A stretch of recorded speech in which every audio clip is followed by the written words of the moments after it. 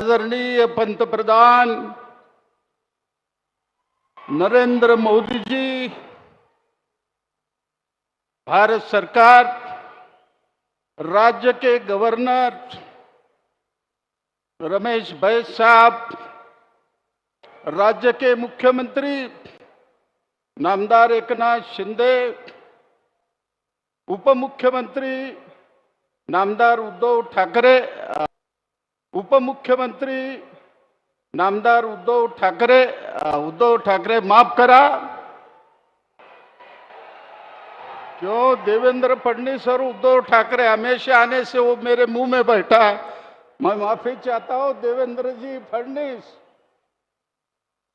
उप मुख्यमंत्री अजित पवार, मान्यवर सभी